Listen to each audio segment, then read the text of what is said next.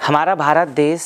एक ऐसा आध्यात्मिक देश है जहाँ शुरू से ऋषि मुनि और साधु संतों का एक देश रहा है, जहाँ पे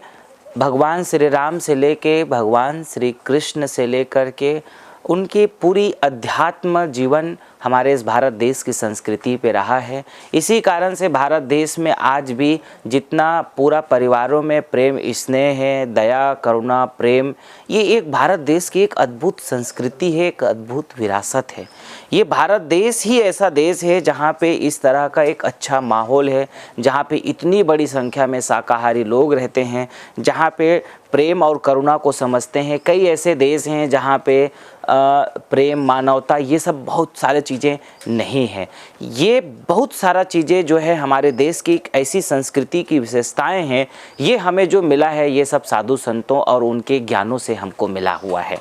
तो हमको ये भारत देश में क्या इस तरह के जो ज्ञान मिले हैं, इनके पीछे जो सबसे बड़े योगदान रहे हैं वो हमारे भारत देश के जो साधु संत होते रहे हैं, चाहे वो महात्मा बुद्ध रहे हो, स्वामी महावीर रहे हो, स्वामी विवेकानंद रहे हो, या इस प्रकार के तमाम जिन्होंने अध्यात्म जगत को, जिन्होंने दया प्रेम करुणा को लेकर के पूरे समाज के बीच में जन जन तक के गए और समाज को जगाया, समाज में लाखों लोगों में परिवर्तन लेकर के आए। आज भी कई ऐसे सन्यासी संत हैं जो समाज सुधार में लगातार मेहनत कर रहे हैं। तो आज मैं आप सबसे ये कहना चाहता हूँ, क्या सत्संग का कार्यक्रम होना चाहिए? बिल्कुल सत्संग का कार्यक्रम जरूर होना चाहिए। आपके ग्राम में, आपके नगर में, आपके शहर में, आपके एरिया में, आपके क्षेत्र में, जहाँ आप जिस वातावरण में रहते हैं, जिस आप माहौल पे रहते हैं, वहाँ पे सत्संग कार्यक्रम का आयोजन जरूर होना चाहिए। ये सत्संग ही तो है जिससे आदमी का विचार परिवर्तन होता है। आप उस समय को भी अगर देखें, स्वामी विवेकानंद के प्रयास की वजह से वो जब जहाँ पे सत्संग का कार्यक्रम करते थे, जो मानव जागृति का कार्यक्रम करते थे, हजारों लाखे लोग उनके साथ में प्रभावित होते थे। चाहे वो विनोबा भावे हो, जितने भी समाज के परिवर्तक आए, चाहे वो गुरु नानक देव के रूप में आए हो, चाहे वो महात्मा बुद्ध के रूप में आए हो, या और भी तमाम कई ऐसे सन्यासी संत आए जिन्होंने हमारे देश और समाज के करोड़ों लोगों को जागृत किया। इसी क्रम में आज जैसे कि आप लोग YouTube में आज जो इतनी बड़ी संख्या में गुरुदेव संत श्री असंग देव जी का जो आप लोग सत्संग प्रवचन सुनते हैं, आज गुरुदेव असंग देव जी के भी सत्संग का कार्यक्रम आप सब अपने अपने गांव में, क्षेत्र में कराते हैं, और करा करके अपने क्षेत्र के लोगों को, एरिया के लोगों को आप लोग ज्ञान दिलाते हैं, जिससे क्या होता है कि उसमें पूरे समाज में एक अलग से माहौल तैयार होता है। क्या होता है कि जब एक बड़े सन्यासी संत जब आपके एरिया में आते हैं तो एरिया भी पावन होता है। कहने का मतलब आपका जिस घर में आए, जिस क्षेत्र में आए, वहाँ पे उसका एक बड़ा प्रभाव होता है, क्योंकि ऐसे सन्यासी का जो तेज होता है, स्वामी विवेकानंद जिधर भी जाते थे उनका तेज से कितने लोग प्रभावित होते थे, कितने लोग मांसाहार को छोड़ करके एक अच्छी जिंदगी की ओर चल पड़ते थे। आज भी गुरुदेव असंग देव जी को जब मैं उनके सत्संग प्रवचनों को देखता हूं तो हजारों लोग आते हैं, और हजारों लोगों में से सैकड़ों लोग ऐसे होते हैं जो अपने जीवन में, चाहे वो अलग अलग बुराइयां हो, चाहे क्रोध हो, या कि फिर काम वासना हो, या कि फिर लोभ हो, मोह हो, ईर्ष्या द्वेष छल कपट, इन विचारों में एक बड़ी पवित्रता आती है। क्या होता है, मनुष्य जैसा देखता है, जैसा सुनता है, जिस तरीके के विचारों के साथ में उठता बैठता है, जैसा संग करता है, वैसा बनने लगता है और उसका पूरा माहौल वैसा तैयार होता है। आप कुछ दिनों तक लगातार सत्संग सुनते रहिए, आप देखिए आपके पूरे विचार बदल जाएंगे, क्योंकि संग का और विचारों का बहुत महत्व होता है। तो आज मैं आप सबसे ये कहना चाहता हूं कि आप भी सत्संग का कार्यक्रम जरूर आयोजित करिए। सत्संग कराना चाहिए या नहीं कराना चाहिए, मेरे से कुछ लोग पूछते हैं सत्संग कराना चाहिए नहीं कराना चाहिए। मैं जरूर कहता हूं सत्संग कराना चाहिए। यदि आपने कुछ अपने जीवन में बनाया है, या अगर आपको प्रभु ने, प्रकृति ने, या अपनी मेहनत के दम पे आपने कुछ किया है, तो आप कुछ समाज के लिए भी करिए, कुछ लोगों के लिए भी करिए। मैं आज गुरुदेव जी का जीवन देखता हूँ, कभी वो रेस्ट करने के लिए किसी आश्रम में रुकते ही नहीं हैं। आज गुरुदेव का उत्तर प्रदेश में आश्रम है, आज रायपुर छत्तीसगढ़ में आश्रम है, कोटा राजस्थान में आश्रम है। लेकिन इन आश्रमों में भी जब कार्यक्रम होता है तो कार्यक्रम के दौरान ही आश्रमों में जाते हैं। इसके अलावा गुरुदेव जी कभी ऐसा नहीं कि रेस्ट के हिसाब से या चलो आराम कर लेते हैं उस हिसाब से कभी नहीं जाते हैं। वहाँ पे जाते हैं तब भी सत्संग के कार्यक्रम आयोजित करते हैं और वहाँ पे गाँव के लोगों का भंडारा होता है, क्षेत्र के लोगों का सत्संग होता है और सभी आश्रम में हर साल नियमित रूप से सभी जगह अलग अलग समय में कार्यक्रम होता है और वहाँ पे लोग आकर के अपने ज्ञान और सत्संग प्रवचन सुन करके अपने विचारों को बदलते हैं। तो मैं आज आप सबसे यही कहना चाहता हूँ कि यदि प्रकृति ने, प्रभु ने और आप में इतनी क्षमता है कि आप समाज के लोगों के लिए कुछ कर सकते हैं, तो ये भी एक ज्ञान दान भी बहुत बड़ा दान है। आप सोचिए कि आप सत्संग कराए, सत्संग आपको सुनना है तो आप तो आके मान लीजिए कहीं पे सुन भी लिए, लेकिन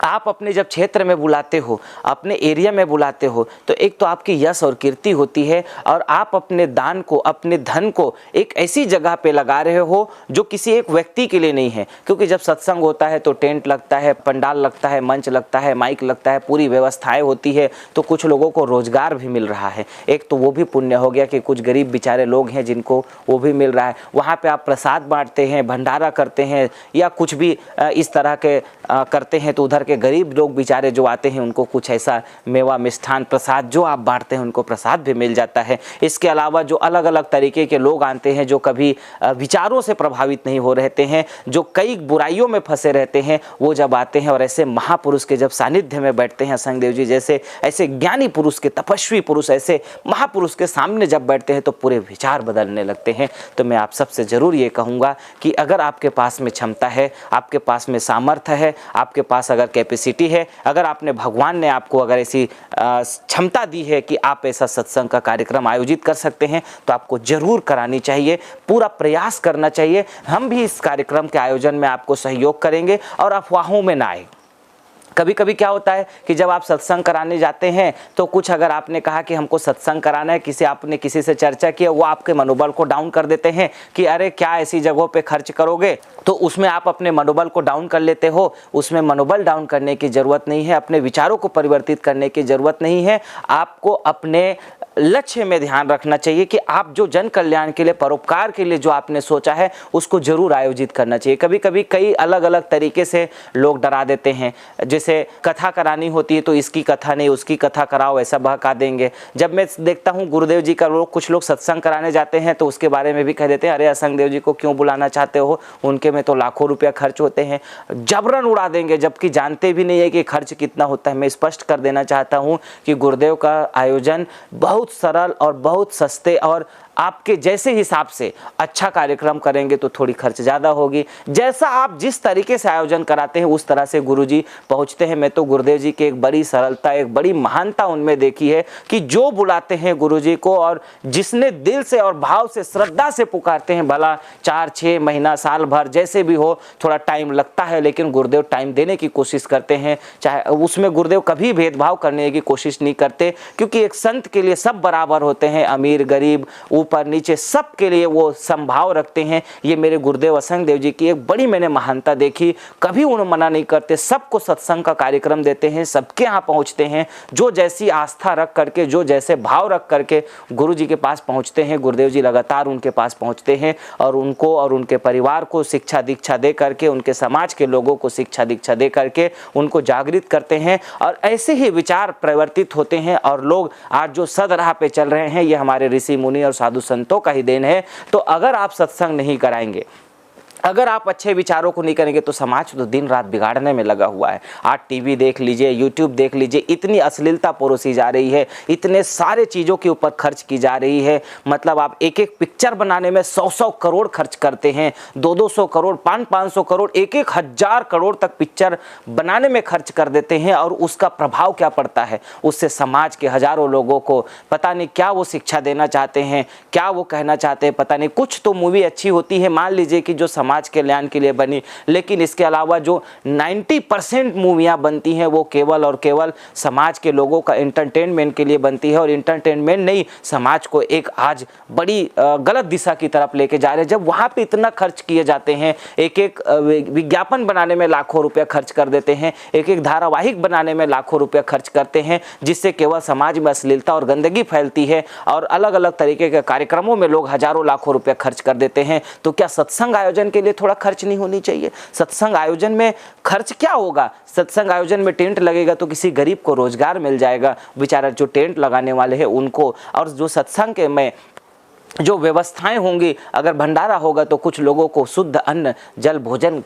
करने को मिल जाएगा, कुछ बेचारे गरीब लोगों को, इसी बहाने और भी पूरा वहाँ का माहौल बदल जाता है। ये हमारे शुरू से हमारे भारत देश की ये परंपरा चली आ रही है। तो आज मैं जितने असंगदेव जी के जितने सुनने वाले, हमारे गुरुदेव के जितने प्रेमी नेमी श्रोता है, मैं आप सबसे यही कहूँगा कि आप में यदि क्षमता है, अगर भगवान ने आपको क्षमता दी है, अगर आपको कैपेसिटी दी है, अगर मान लीजिए आपके पास धन नहीं है तो प्रयास तो करा सकते हो आप। 2 4 5 10 20 50 लोगों को गुरुजी के प्रवचन आप व्हाट्सएप में शेयर करके, यूट्यूब में सुना करके, या टीवी में रात को 9 बजे आस्था भजन में आप सुना करके, या गुरुदेव के बारे में आप बता करके, प्रचार प्रसार करके 10-20 को जोड़ करके आप सत्संग का कार्यक्रम करा सकते हैं। अगर आप में क्षमता इतनी है कि आप अकेले कर सकते हो तो अकेले कराइए, अकेले नहीं कर सकते हो तो अपने परिवार साथ मिल के कराइए, कुछ दोस्त यार मिल करके कराइए, या गाँव वालों मिल के कराइए, या कि फिर कुछ एरिया के लोगों के साथ में मिल करके कराइए।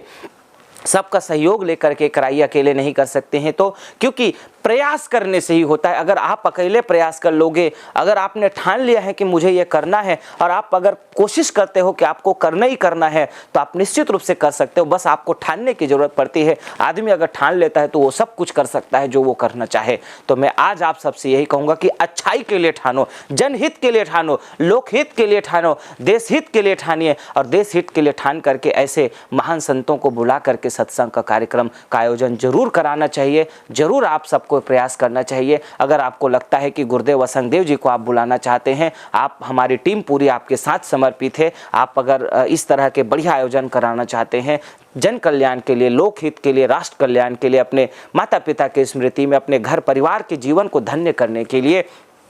तो आप हमारे जो नंबर नीचे ये दिखाई दे रहा है पट्टी पे, इस पे आप फ़ोन कर सकते हैं, और अपने यहाँ इस तरह के सत्संग कार्यक्रम का आयोजन करके अपने घर परिवार, राष्ट्र समाज कल्याण का निर्माण कर सकते हैं। आप सबको बहुत बहुत धन्यवाद।